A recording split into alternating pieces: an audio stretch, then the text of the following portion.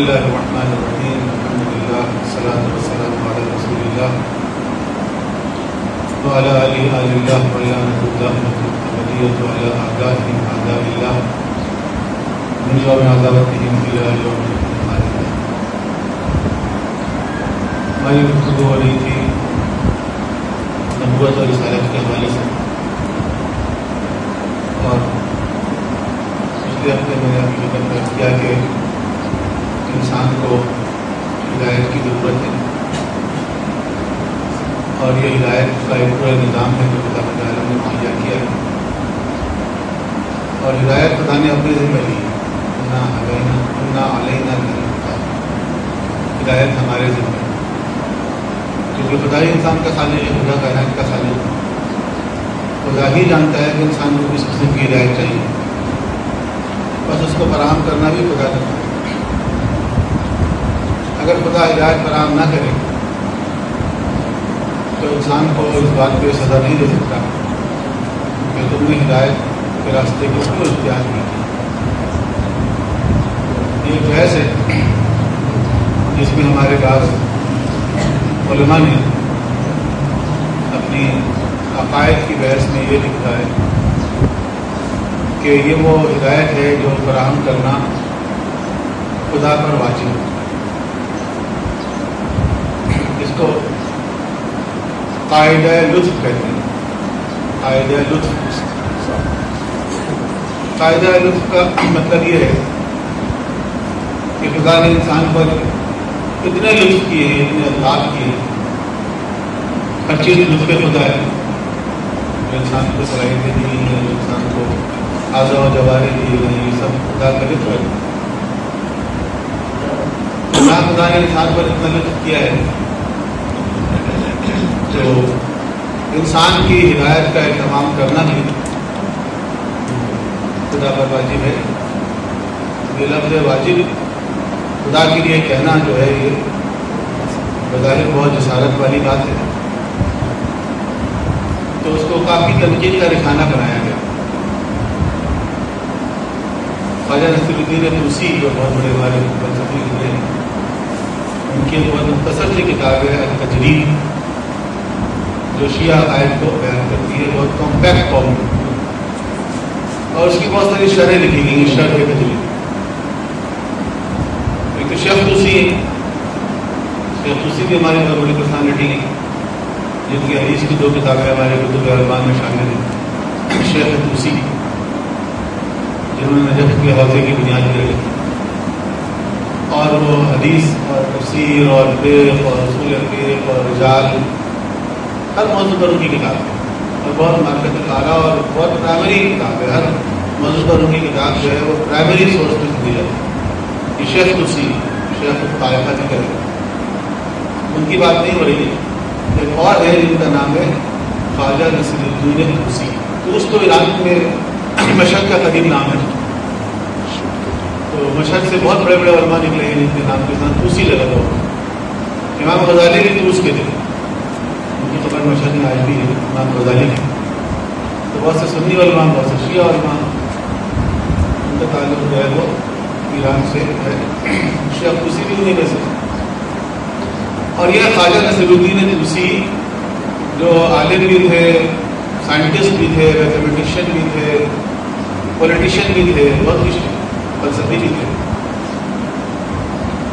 تو یہ قاعدہ لطف کے اوپر یہ تبصرہ جو ہے انہیں کا ہے کہ ہدایت فراہم کرنا خدا کے اوپر واجب ہے. قاعدہ لطف کے تحت اس نے ہر طرح کا انعام، ہر طرح کا لطف و کرم کیا ہوا ہے انسان کے اوپر.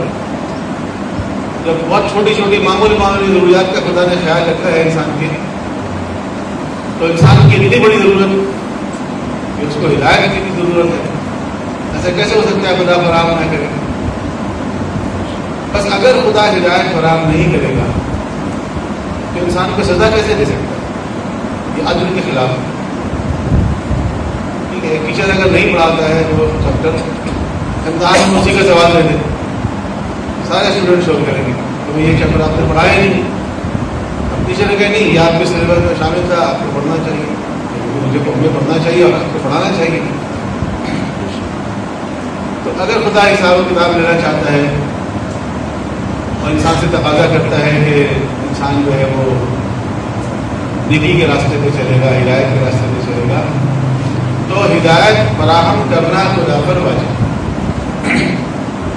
اب اس لفظ واجب پہ بہت تنقید ہے، خدا کے لیے کہنا خدا پر واجب۔ تو یہ جو واجب ہے یہ وجوب فقہی نہیں بلکہ یہ وجوب اخلاقی، اخلاقی اعتبار سے واجب، فقہی اعتبار سے نہیں۔ خدا کوئی احکام فقہ کا پابند نہیں ہے ہماری طرف، خدا کے لیے کوئی حلال و حرام کا تصور نہیں ہے، لیکن اخلاقی اعتبار سے چونکہ خدا کے اخلاق جو ہے صفات اخلاقی، تو صفات اخلاقی کا تقاضا یہ ہے کہ وہ انسان کے لیے ہدایت کا اہتمام کرے۔ اس کو کہتے ہیں قاعدہ لطف۔ اگر وہ ہدایت کا اہتمام نہ کرے تو پھر انسان سے باز پرس نہیں کر سکتے۔ تو خدا کی ذمہ داری ہے، اور خدا نے اس کا خود ہی اظہار کیا ہے قرآن کریم میں، چھوٹی سی آیت سورہ لیل کی میں نے آپ کے سامنے پڑھی، جو خدا نے کہا اِنَّ عَلَيْنَا لَلْهُدَىٰ، ہدایت کرے ذمہ۔ تو ہدایت خدا نے اپنے ذمہ لی ہے، یعنی ہدایت فراہم کرنا، اور ہدایت کو قبول کرنا انسان کا کام ہے۔ انسان اس ہدایت کو قبول کرے، تو جب انسان ہدایت کو قبول کر لے گا تو انسان کو آخرت میں کامیابی ملے گی۔ اور یہ ہدایت مختلف انداز سے ہے، پورا ایک نظام ہدایت ہے جس کے مطابق عقل دی گئی ہے انسان کو، انبیاء علیہ السلام کو بھیجا گیا ہے، آسمانی کتابیں نازل کی گئی ہیں۔ ہمارے یہاں جو امامت کا تصور ہے وہ بھی اسی ہدایت کا تسلسل ہے، کہ جس طرح نبوت ہے، رسالت ہے، بے عینی اسی طرح امامت ہے، یعنی الہی ہدایت کا ایک نظام ہے جس کو ہم امام کہتے ہیں۔ اب انسان کی ذمہ داری کیا اس ہدایت کو قبول کرے۔ ایک آیت میں صرف آپ کے سامنے پیش کروں گا، اور پھر آج کے دن کی مناسبت سے پرانی کریں گے۔ یہ سورہ اعراف کی آیت نمبر 157 ہے، جس میں خدا بند عالم کا اشارہ ہے کہ الذین یتبعون الرسول النبی الامی، وہ لوگ جو اس رسول کا اتباع کرتے ہیں جو کہ نبی امی۔ ابھی امی کی ایک بحث ہے، زیادہ کرنے کی خالی ضرورت نہیں ہے۔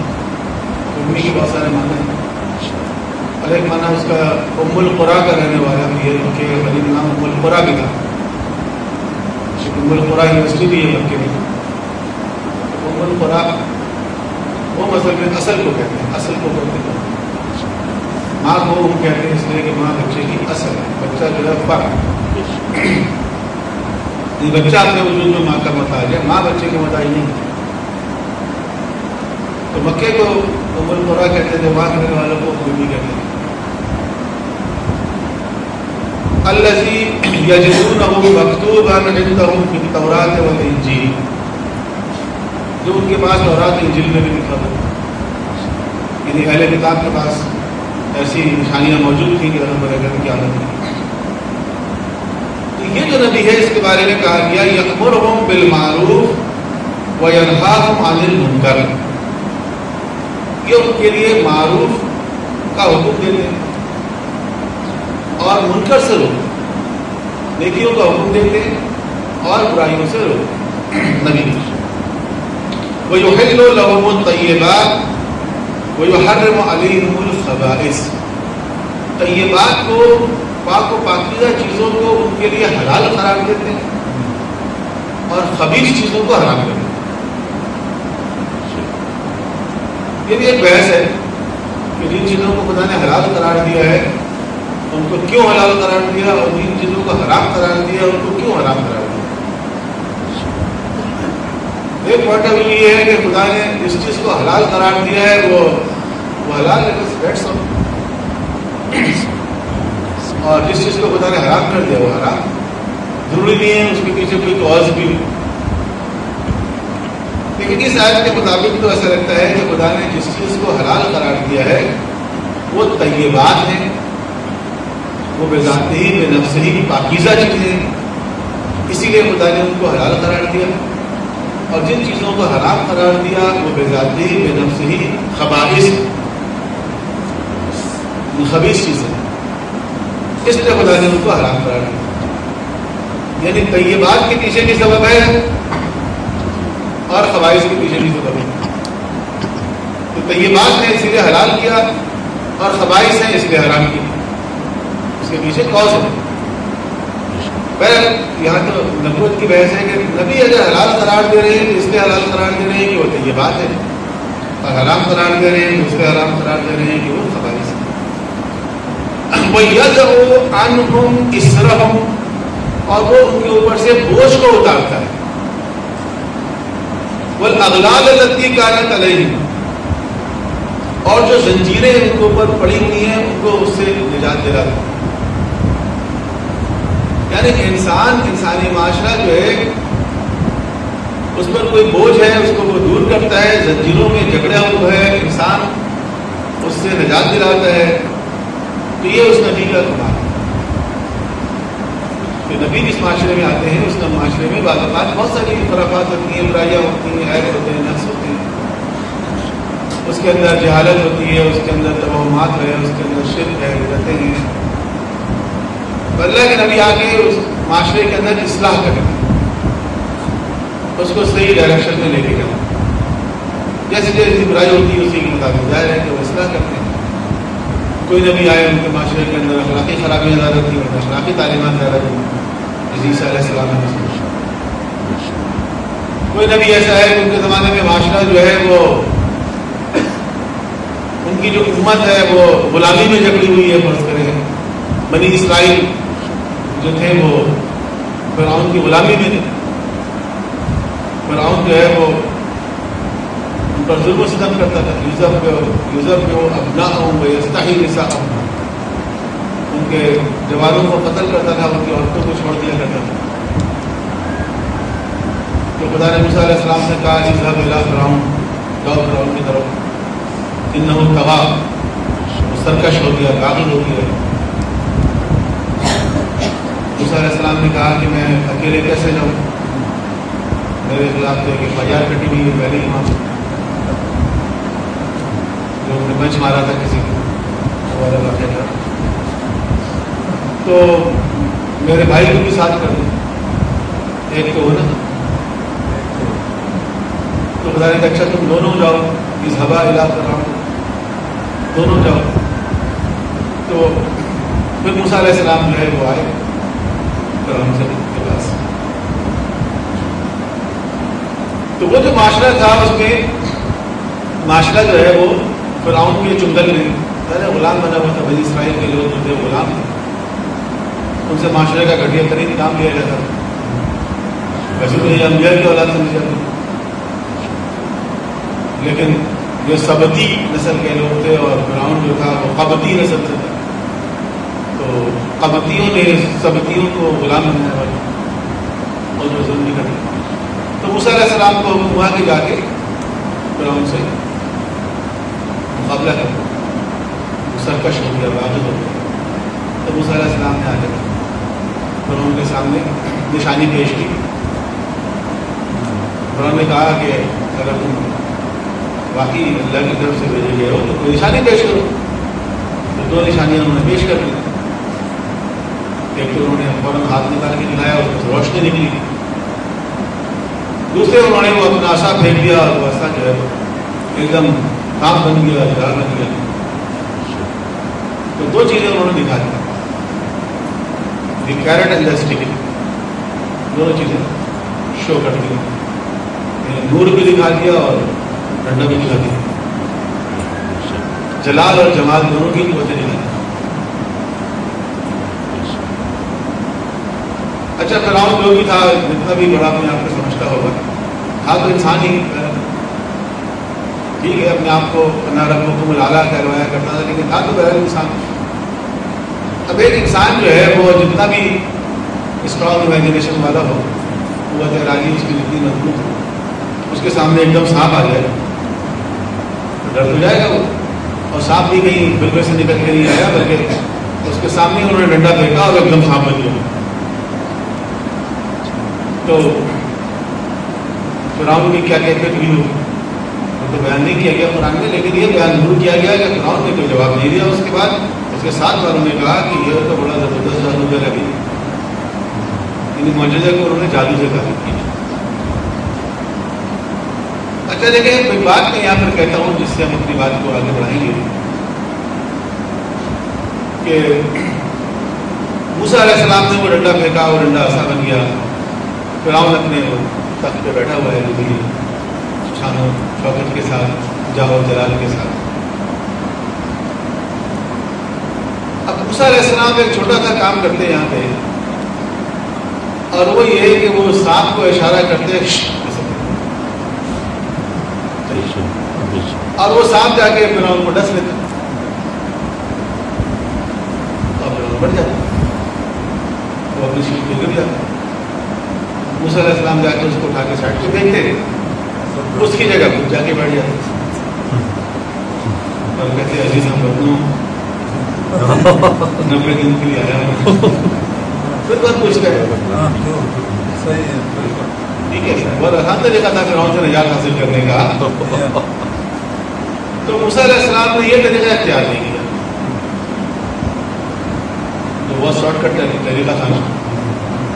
تو موسیٰ علیہ السلام نے یہ طریقہ اختیار نہیں کیا، اور پھر یہ ڈالا ہوا، پھر اور باتیں ہوئی، پھر وہ جادوگروں سے مقابلہ، اور پتہ نہیں کرتے کرتے تو دریائے نیل میں راستہ بنا، اور پھر نجات ملی ان کی قوم کو. فرعون غرق ہو گیا. ایک طویل جدوجہد کی ایک تاریخ شروع ہو گئی. تو موسیٰ علیہ السلام نے یہ شارٹ کٹ طریقہ کیوں نہیں کیا، یہ کر لیتے. تو بس دو نکات ہیں جس کے اوپر ہماری بات آگے بڑھے گی. پہلا نقطہ تو یہ ہے کہ یہ جو معجزات ہیں یہ نبوت اور رسالت کی نشانی ہے، ایک الہی عہدے کی دلیل ہے، چاہے نبوت و رسالت ہو یا امامت ہو. ہمارے عقیدے کے مطابق امام بھی سارے معجزہ ہوتے ہیں. یہ ان کی نبوت اور رسالت کی ایک نشانی، آیت کہا گیا قرآن کریم میں سے، آیات یہ فقط نشانی ہے. اس کے ذریعے سے قوموں کی تبدیل نہیں ہوتی، معجزے سے نہیں ہوتی. قوموں کی تبدیلی میں جو تبدیلی آئے گی وہ معجزے سے نہیں ہے. معجزہ فقط نشانی کے لیے ہے، دلیل ہے کہ یہ اللہ کے نبی ہیں، نبی ہے، رسول ہے، امام ہے، جو الہی منصب ہے. اس کی دلیل ہے نبوت. نبوت کے ذریعے کوئی کام نہیں دیا جائے. اگر نبوت کے ذریعے کام لینا ہوتا تو کسی بھی نبی کے طور پر اللہ یہ کام دے دیتا. نبوت کہہ رہا ہوں میں، معجزے کے ذریعے پیغمبر اکرم کے زمانے میں یہ کام ہو جاتا، سارے لوگ مسلمان ہو جاتے، ایک ہوا چلتی سارے کفار و مشرکین ڈیر ہو جاتے اور اسلام کا بول بالا ہو جاتا. لیکن ایسا نہیں. جنگ بدر ہوئی، جنگ احد ہوئی، جنگ احزاب ہوئی، یا آپ امیر المومنین کے زمانے میں دیکھ لیں، یا میدان کربلا میں امام حسین کو دیکھ لیں. امام حسین علیہ السلام ایک اشارہ اور اس کے لیے پارٹیسپیٹ بھی کریں، اس کے لیے پارٹیسپیٹ بھی کریں. دوسرا نقطہ یہی، یہ آیت میں پڑھ رہا تھا وہ 57 سورہ اعراف، یہ بھی ختم نہیں ہوئی ہے. اس کے آگے یہ امر بالمعروف کرتا ہے، نہیں منکر کرتا ہے، بوجھ اتارتا ہے، زنجیروں سے نجات دلاتا ہے، یہ ساری چیزیں ہیں. آگے کیا ہے؟ فالذین آمنوا بہ، بس وہ لوگ جو اس پر ایمان لاتے ہیں، وعزروہ، اور اس کا احترام کرتے ہیں، ونصروہ، اور اس کی مدد کرتے ہیں، واتبعوا النور الذی انزل معہ، اور اس نور کا اتباع کرتے ہیں جو اس کے ساتھ اتارا گیا. اس نور سے مراد قرآن، اس کا اتباع کرتے ہیں. اولئک هم المفلحون، یہ لوگ فلاح پانے والے ہیں. یعنی شرط یہ ہے کہ اس نبی پر ایمان لاؤ، یعنی جو ہدایت خدا نے فراہم کی ہے اس کو قبول کرو. ہدایت فراہم کرنا خدا کے ذمہ عبادت کر چکے ہیں، ہدایت فراہم کرنی خدا نے، اس ہدایت کو قبول کرو، اور اس قبول کرنے کے بعد اس کا احترام جو کہ محبت اور احترام کا تقاضا ہے. یہی کافی نہیں ہے فقط احترام، اب اس کی مدد کرو. ونصروہ، مدد، اس کا ساتھ دو اور اس کا اتباع کرو. تو جب امت یہ سارے کام کرے گی تو پھر یہ نبی اس امت کو نجات دلائے گی. یہ نجات مگر آخرت کے لیے نہیں، دنیا کے لیے نہیں. ربنا آتنا فی الدنیا حسنۃ وفی الآخرۃ حسنۃ، دنیا کی اچھائی. بلکہ 156 آیت میں اس نے ضرور کہا کہ وَاکْتُبْ لَنَا فِی هَٰذِهِ الدُّنْیَا حَسَنَةً وَفِی الْآخِرَةِ حَسَنَةً، کہ ہمارے لیے دنیا میں بھی اچھائیاں اور آخرت میں بھی اچھائیاں لگیں. تو دنیا میں اچھائیاں اور آخرت میں اچھائیاں دونوں اگر چاہیے تو ہدایت کو قبول کرو اور اس حالی برحق کی مدد کرو، اس کا ساتھ دو. اگر اس کا ساتھ نہیں دو گے تو پھر ظاہر ہے وہ گناہ رہ گئے، پھر وہ دشمن اس کو نقصان پہنچائے گا. اور یہی ہوا انبیاء علیہ السلام کے ساتھ کہ امت نے ان کا اس طرح ساتھ نہیں دیا جس طرح ساتھ دینا چاہیے، بلکہ امت نے کیا کیا؟ امت نے ان کو جھٹلایا، کذبوہ، امت نے ان کو قتل کیا. انبیاء علیہ السلام کو قتل کر دیا جاتا. امت نے ان کا مذاق اڑایا. لیکن جہاں جہاں تاریخ میں امت نے ان کا ساتھ دیا، ان کی مدد کی، بات ابھی ایسے بھی ہے موسیٰ علیہ السلام کی امت نے جہاں جہاں مدد کی، جب تک مدد کی تو آپ دیکھیں امت کو کامیابی حاصل. پیغمبر اکرم کے ساتھ بھی ایسے ہی ہے کہ مکے والوں نے آپ کا ساتھ نہیں دیا، مکے والوں نے ساتھ نہیں دیا، کچھ لوگ مسلمان ہوئے بہت کم لوگ. مدینے والوں نے ساتھ دیا. جب مدینے والوں نے ساتھ دیا تو مدینے میں وہ معاشرہ قائم ہوا، مکے میں قائم نہیں ہوا. بعد میں مکہ فتح ہو گیا تو مکے میں بھی قائم ہوا.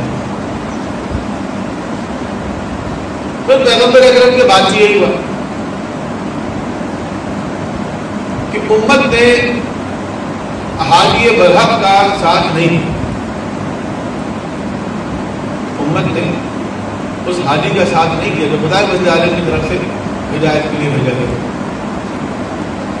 امت کو ساتھ دینا چاہیے تھا، امت کو خود چل کے آنا چاہیے تھا کہ ہم نے آپ کے بارے میں سنا ہے اللہ کے رسول سے کہ آپ نے فرمایا تھا میں خود دوں والا اور ہم آتے ہیں آپ کے پاس ہوں، آپ کے تجدید بیان کرتے ہیں، تجدید بیان کرتے ہیں. نہیں آئی امت کی قیادت فراہم کریں. یہ اس وقت ہوگا جب امت ساتھ دے گی. اگر امت ساتھ نہیں دے گی تو کیا کریں گے؟ امت ساتھ نہیں دے گی تو وہ دوسرا والا کام کریں گے، امت کو آمادہ کرنے والا کام، امت کی تعلیم کا کام. تو اس امت کے ساتھ یہ پرابلم. کسی نے کہا کہ آج دنیا بھر میں امت جو ہے پکار رہی ہے امام زمانہ کو، امام کو نہیں آنا. یہ سوال مجھ سے کسی نے کیا، یہ نقطہ میں نے کہیں بیان کیا تو کسی نے یہ سوال کر دیا کہ آج پوری دنیا میں زمانہ کو پکار رہی ہے امام کو نہیں آنا.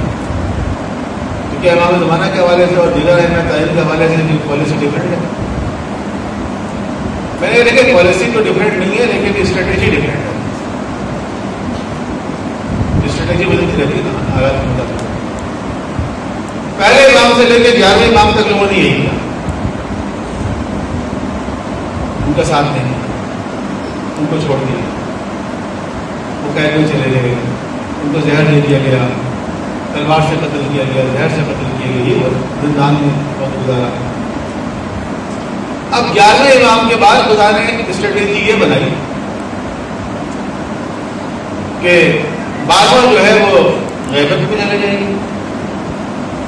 اور اب یہ اس وقت ظاہر ہوں گے جب یہ نصرت کرنے والے واقعی تیار ہوں. صرف ظاہری طور پر آگے نہیں گئے، واقعی تیار ہے. اور واقعی تیار ہے یا نہیں ہے یہ امام نہیں دیکھیں گے، بلکہ یہ خدا دیکھے گا. خدا نے ان کو ضرورت کا حکم دیا اور خدا ہی ان کو ضرورت کا حکم دے گا. اور خدا دیکھ رہا ہے, خدا ہمارے دلوں کا حال جانتا ہے کہ ہم جو پکار رہے ہیں وہ کتنے دل سے پکار رہے ہیں, ہم کتنا ساتھ دے پائیں گے امام کا, یا جو نہیں ہمارا, لیکن واقعی کتنا ساتھ دے پائیں گے, یہ خدا دیکھ رہے ہیں. جب خدا یہ دیکھے گا کہ واقعی اتنے لوگ تیار ہو گئے ہیں جو ان کا ساتھ دے پائیں گے, خدا اپنے اجرت کو حکم دے گا, آپ ظاہر ہو جائیں گے, ظاہر ہو جائیں گے. اسی بات ہے. تو دیکھو امت نے ساتھ نہیں, جس امام کی شہادت کی آج تاریخ, وہ 14 سال 15 سال قید رہے مختلف قید خانوں میں. کیوں؟ اس زمانے میں کیا شیعہ نہیں تھے, امت نہیں. تو کیسے شیعوں نے اس چیز کو برداشت کیا کہ ان کے امام حجت خدا, ان کے ولی امر, ان کے ولی نعمت وہ ظالم کی قید میں ہو اور ان کے سارے معاملات زندگی چل رہے ہیں, ان کی ساری ایکٹیویٹیز ساری و ساری ہیں. جن کا امام, جن کا لیڈر دشمن کے قبضے میں ہو اور وہ مطمئن ہو, اس کے سارے معاملات چل رہے ہوں, وہ احتجاج نہیں کر رہی ہو, وہ مقابلہ نہیں کر رہی ہو, یعنی ظالم حکمرانوں کو کوئی خوف ہی نہیں ہے, خطرہ نہیں ہے کہ ہم ان کے لیڈر کو اگر گرفتار کر لیں گے, ہم ان کو قید میں ڈال لیں گے. کہ مسلم عالم اسلام کے جن شہروں کے اندر شیعہ بہت بڑی تعداد میں تھے, کوفے میں تھے یا بصرہ میں تھے یا خراسان میں تھے یا یمن میں تھے یا مصر میں تھے, جہاں بھی تھے نا, بنو عباس کی حکومت آئی شیعوں کی مدد سے تھی. اگر شیعہ ساتھ نہ دیتے, اگر ابو مسلم خراسانی ساتھ نہ دیتا, خراسان کے شیعہ ساتھ نہ ہوتے, سب سے پہلے بنو امیہ کے نمائندے کو نکال باہر کس نے کیا؟ خراسان کے شیعوں نے کیا. وہاں سے آگاز.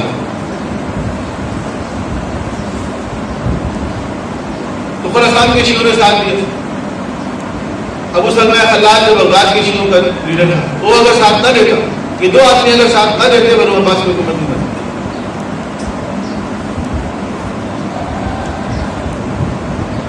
تو جن شیعوں کی وجہ سے بنو عباس کی حکومت قائم ہوئی,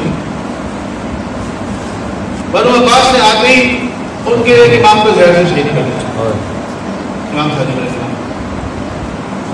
پھر ان کے فرزند اماموں سے کاظم علیہ السلام کو بلا کے قید کر دیا, اور ان دونوں شیعہ لیڈروں کو بھی قتل کر دیا. ابو مسلم خراسانی کو بھی قتل کیا, ابو سلمہ خلاد کو بھی قتل کیا. یعنی بنو عباس وہ ہے کہ جو محسن کش جنہوں نے ان کے اوپر احسان کیا, انہوں نے ان کو قتل کیا. یہ صرف شیعوں کی بات نہیں, اور لوگوں کو بھی. وہ پورا جو برامکہ خاندان, جن کے وزراء جنہوں نے اہم ترین کردار ادا کیا, ہارون رشید کا تو نام ہی اڑ چکا تھا. اگر یہ برمکی ساتھ نہ دیتا تو یہ بادشاہ بن سکتے تھے؟ نہیں بن سکتے تھے, ان کا نام اڑ چکا تھا. تو جس برامکہ خاندان نے ان کو اقتدار میں لانے میں, بچانے میں مدد کی اور سب کچھ کیا, ان کو چن چن کے قتل کیا, خیر میں ڈال دیا, باپ کے سامنے بیٹے کو قتل کیا. اس طرح محسن کش بنو عباس کی نظر. لیکن شیعہ تھے نا, انہوں نے کیا کیا؟ انتظار کیا کہ امام شہید ہو جائے, ان کی لاش آ کے بغداد کے پل پہ رکھ دیا جائے. اب جب لاش لا کے بغداد کے پل پہ رکھ دی گئی کہ کوئی نماز جنازہ بھی نہ پڑھے, معاذ اللہ, یہ رافضیوں کے امام کا جنازہ. اب غیرت آئی, اب ان کی غیرت جاگی, ارے ہمارے امام کا جنازہ رکھا, اب جاگی غیرت. 15 سال سے تمہارا امام قید میں تھا, اور آج جب ان کے جنازہ لا کے رکھ دیا کہ اب تمہاری غیرت جاگی, اب نکل کے کچھ لوگ آئے اور انہوں نے جنازے کو قبضے میں لیا, اور پھر غسل کفن کے بعد جا کے دفن کر دیا. کاظمین پھر جا کے مطمئن ہو کے اپنے کام میں لگے, ہم نے بہت اہم کام کر دیا, ہم نے امام کے جنازے کو دفن کر دیا, کربلا میں تو جنازہ بھی دفن نہیں ہوا تھا. اس طرح کا کیا کر رہے ہوں گے نا. کربلا میں جنازہ بھی دفن نہیں ہوا، ہم نے تو امام کے جنازے کو دفن کر دیا. کربلا میں ہے تو ہم سے پوچھا جائے کہ تمہارے درمیان ایسے لوگ کیوں تیار نہیں ہیں، اور تمہارے امام غیبت میں اور تمہارے سارے معاملات چل رہے ہیں، تمہاری کوئی چیز رک رہی، تمہاری تعلیم، تمہاری نوکری، تمہاری شادی، تمہاری تقریبات، کوئی چیز تمہاری رک رہی نہیں رک رہی ہے. اس کا مطلب یہ ہے کہ امام کی تمہیں ضرورت ہی نہیں، تمہارے سارے معاملات چل رہے ہیں. جب تمہارے سارے معاملات چل رہے ہیں اس کا مطلب تمہیں امام کی ضرورت نہیں. تو صرف اللہم عجل ولیک الفرج کہنے سے امام کو ضرورت نہیں ہو.